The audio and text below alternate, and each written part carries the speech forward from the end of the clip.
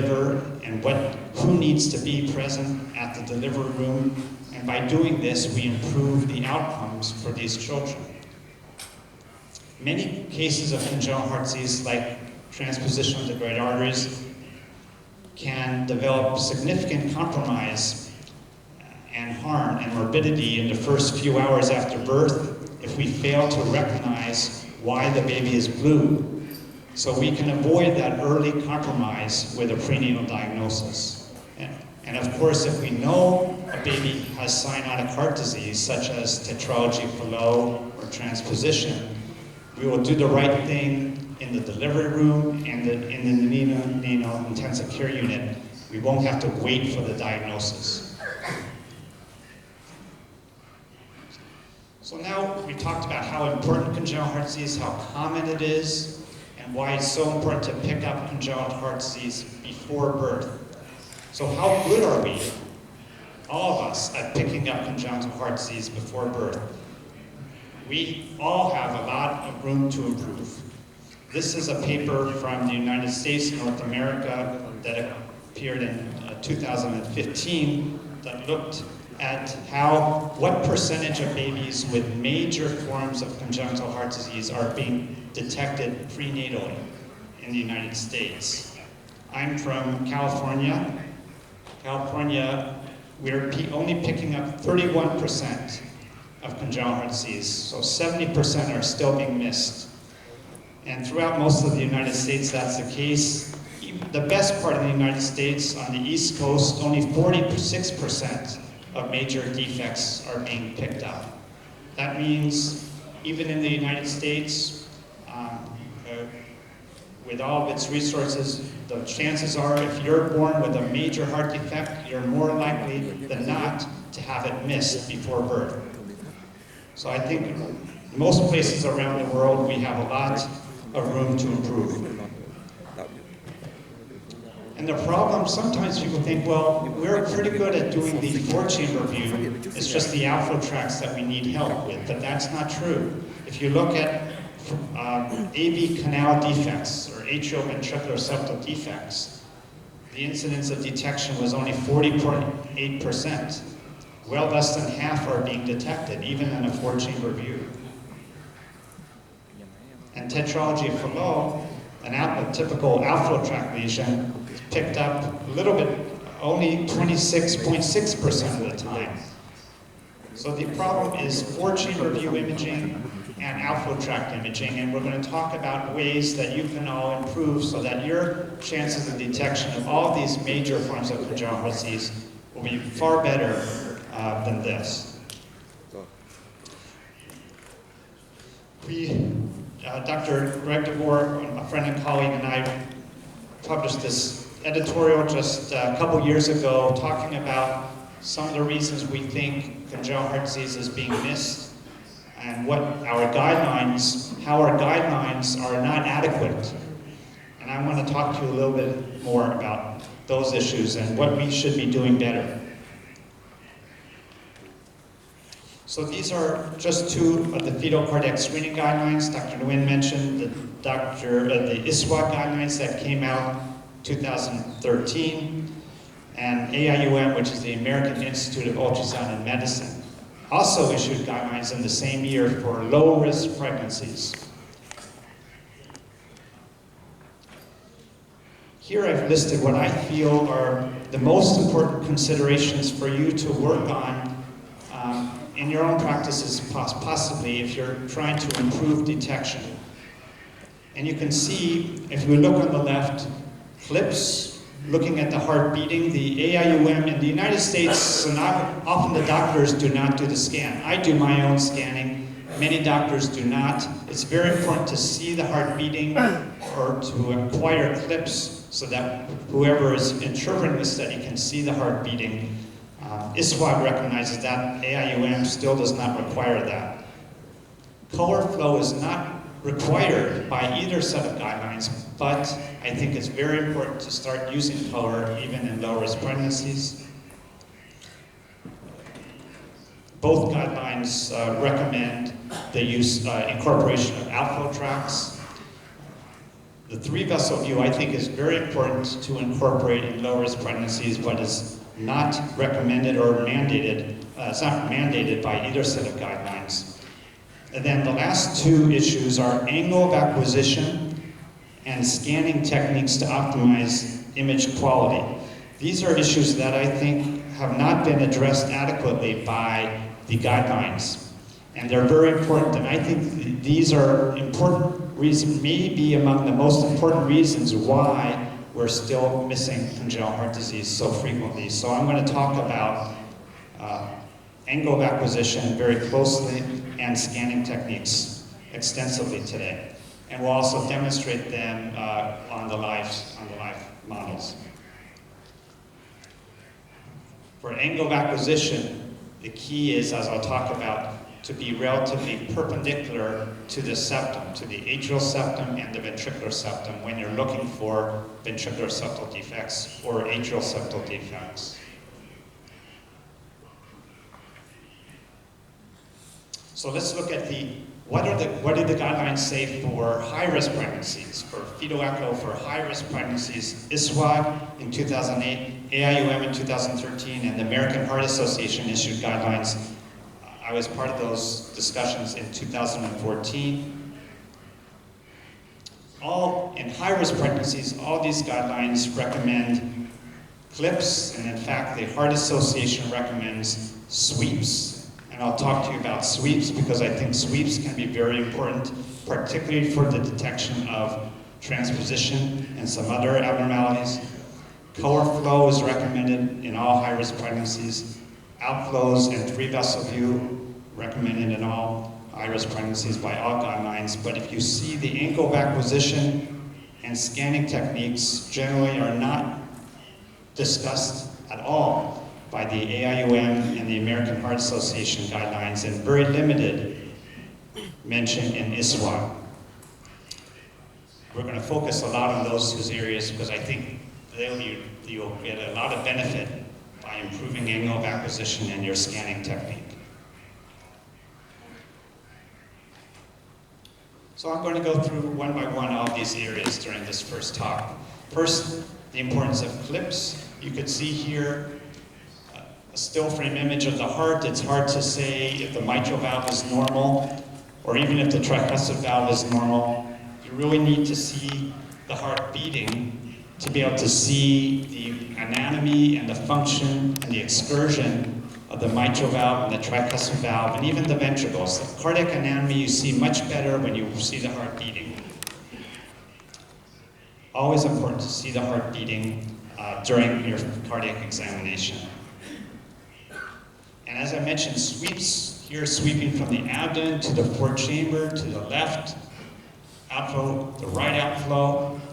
These sweeps, and then maybe even sagittal sweeps, can be very helpful and actually can teach you anatomy of the heart in ways that just getting individual views cannot. Stills are actually very useful to learn cardiac anatomy, not to force yourself to do a single view, but actually to move the probe very slowly across the heart to see how one structure is related to the next. It's very important when we talk about segmental approach and heterotaxy.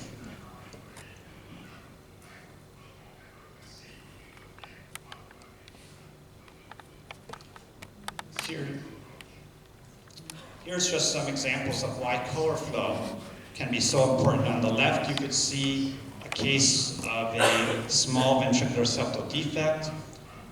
And we can detect ventricular septal defects sometimes using color, and even the direction of the color can give us more information about the baby. On the right, we could see a case of a very mild abnormality of the pulmonary valve. And sometimes color flow is the first indicator that there's a problem. In many cases, they have a diabetic pregnancy at risk for pulmonary valve stenosis. I see a fetus with the valve looks normal, but there's pulmonary regurgitation. So when I follow that baby back in maybe a month or two, I see that the pulmonary valve is very obviously abnormal.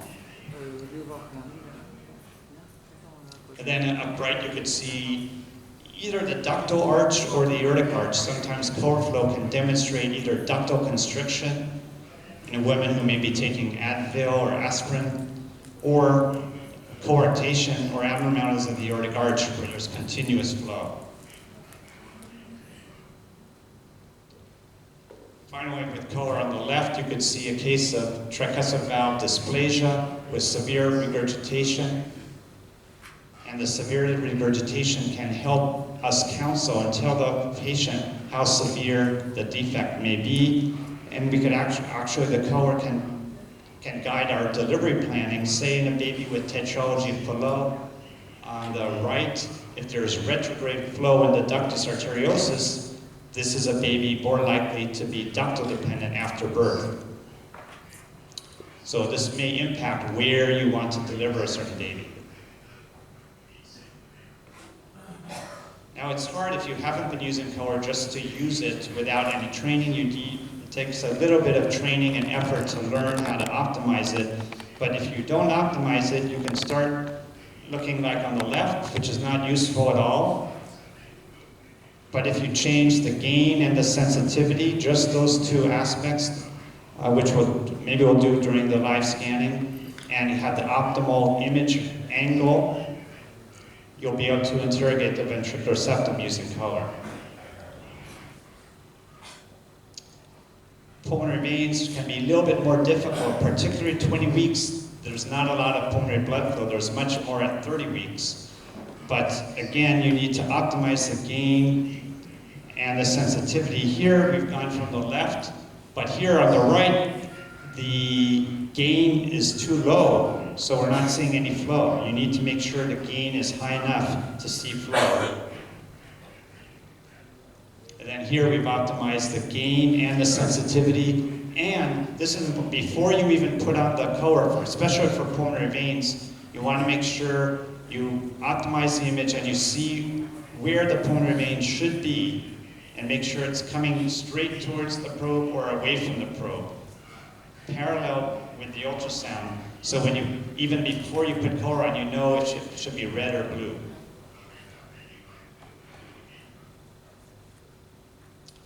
I think everyone here knows now the importance of outflow tracts. Just a few years ago, not all the guidelines recommended outflow tracts, but now everyone recognizes the importance of outflow tracts. On the left, who knows the diagnosis on the left?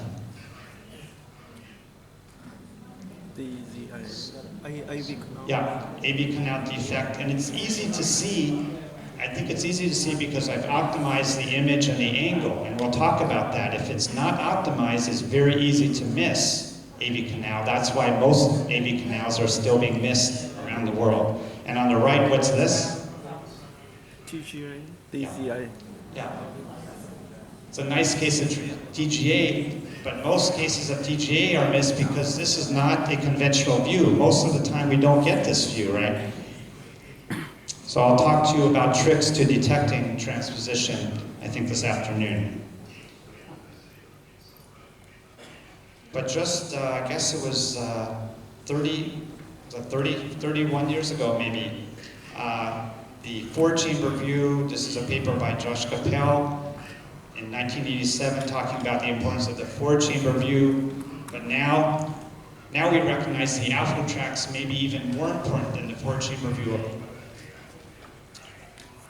Of course, we need to look at the 4-chamber view and the outflows, but if you look at children or infants born with major congenital heart disease, outflow tract abnormalities are much more likely than 4-chamber view abnormalities to need early intervention like prostaglandin or cardiac catheterization or surgery. So why is it? Why are outflow tracts more likely to require early intervention than 4-chamber view abnormalities? It's because, as many of you recognize, outflow tract lesions tend to be ductal-dependent lesions, and vice versa. Ductal-dependent lesions tend to be outflow tract lesions.